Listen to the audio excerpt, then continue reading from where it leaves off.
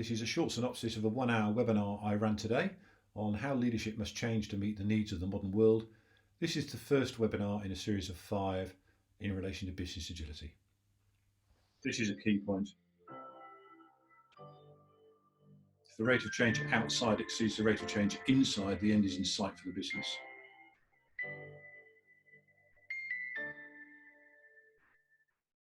So I think an interesting video there that puts over the key concept of within what environments do we actually require agility, VUCA, volatile, uncertain, complex, ambiguous, or whatever. Yeah. So just give me a number. Is it 0 or is it 5? Again, can you put that in chat, please, so I can see where broadly where you are, the people on the webinar actually are.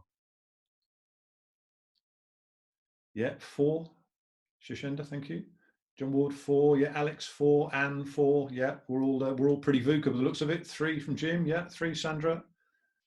5 now. Yeah, Danielle. Yeah, 3 to 4. 4. Yeah, interesting, isn't it? So, yeah, 4. Paulie. Over the last 20 years or so. And remember that statistic that we just saw a little while ago. The companies don't last very long nowadays if they haven't got the ability to change fast. What's that quote from Confucius? The only constant in life is change. Now, obviously, things like COVID-19, etc., we need to have a very agile, flexible business that allows to change very, very quickly, because if we don't have that, sadly, as we're going to see, a lot of businesses will go out of business very, very quickly. So, yeah, VUCA. Yeah, definitely. Top challenges. Yes, that reminds me when I was working for a large airline years ago, doing some business transformation work about 20, 25 years ago.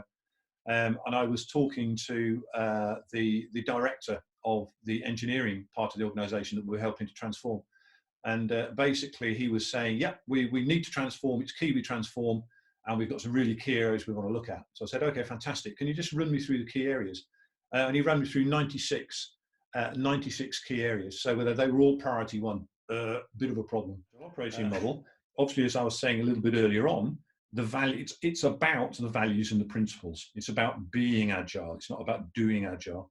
But what we need to do is we need to have some sort of agile operating model that says, basically, our business operates like this, especially if you're interacting with third parties.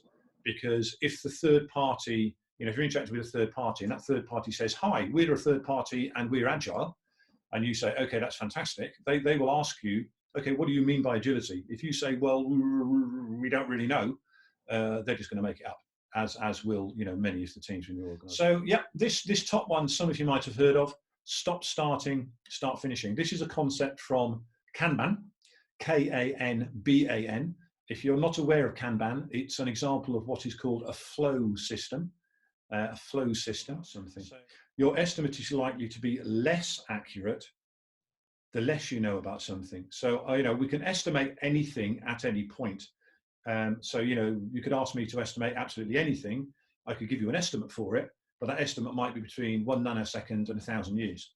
It's an estimate, but it's an estimate with a very wide range. This sort of thing occurring. So what we need to do is what in Agile is called vertical slicing. So we need to align whatever it is we're trying to do, the project, the program, the new product delivery, the transformation to Agile, whatever it is, down a value chain.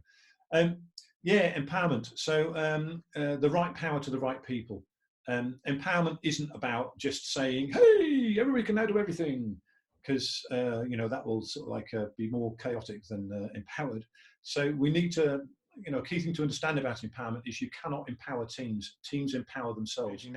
So make the organizational soil ready before planting the seeds of change. This is about making sure that we've actually got the business ready for doing some transformations. It's about assessing the transformation capability of the team. Be aware that 2 big plus 2 complex equals 4 failure. I think, based on my experience, it normally takes any team anywhere between 1 to 3 months to start transforming to an agile mindset. In other words, to start being agile. So that brings us to the end. I hope that was fun. Certainly fun for me. Fantastic comments, by the way, on the chat again.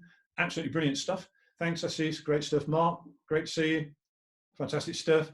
Yeah, thank you, Sandra. Yes, CSPO, I would say this, wouldn't I? Because I'm training it, but yeah, it's pretty good. Thanks, Rob. That's very kind. That's very kind of you to say about the book. Thank you. Thanks, Pauline. Great stuff. Shishendu,